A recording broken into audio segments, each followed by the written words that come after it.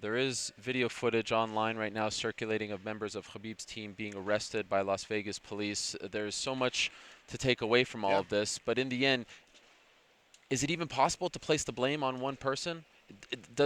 In the end, you could say, oh, his team was yelling at him. In the end, he jumped over the cage, and that's what sparked all of this. Should Khabib be blamed for what happened? Did he ignite it all? Yes. Yes, if you ask, could you blame one person? Yes. And that is really relevant. I mean, it's really relevant. The police are going to agree. The commission's going to agree. The public eventually will agree. What happens in the field, whether it's on the football field, the baseball diamond, the basketball, whatever it is, he left the octagon, Ariel. That's a crime. And whether he went after what we're speculating is Dylan Danis, which I believe to be accurate, or not, he was not sanctioned. He was not licensed. The contest was over. Yes, this was very bad. It shocked me. It shocked me by Khabib. This was his moment. He was the victim. He was attacked in a bus. Michael Chiesa goes to the hospital. Rose can't leave her house. Ray Borg gets a fight canceled. I mean, listen, Khabib had done everything right. He walked out of the press conference. He stood on principle. I don't understand why he did that. It was a spur of the moment. I will certainly forgive him when he gives the right apology and some time goes by. But to your question, to look at this incident tonight, it was absolutely Khabib's fault, period. Chael, you're a very smart man. You understand why he did that. We've been talking about this fight for a long time. This was personal. This wasn't your typical fight promotion. When Conor starts talking about Dagestan and Chechnya, when Conor starts talking about Khabib's dad is untouchable. He still lives with his parents. That's part of the Muslim culture. He still lives. But this changed everything. Yeah, but excuse me. Yes. So that's why he acted irrationally. Okay. Yes, I understand what the point was. I understand he was upset with anybody. But to your point, his business was with Conor McGregor. Conor McGregor attacked that bus. Conor McGregor did the things you spoke about. And Conor McGregor stood in front of him with unarmed, licensed, regulated combat. They settled their business. Conor McGregor was embarrassed. He had his heart broken.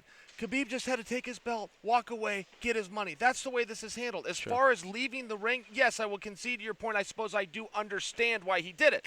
I just feel that type of rhetoric makes it stand as though we accept the reasoning, which 100%. We don't. No, and I appreciate you saying that. I don't want to sit here and say that I'm condoning his actions, but I understand. And it's funny because, one of the big narratives going into this fight was, should they have used the bus footage, right? Should they have used that in the promotion? And is it all fun and games when he's calling, Ali Abdelaziz, Khabib's manager, a terrorist and a rat and all these things? It's fun for us to sit back, but at some point you knew, just based off of Thursday with him coming out and saying, I'm not waiting anymore, and based off of Friday getting his hand pushed down right in the kick, this was a very combustible situation.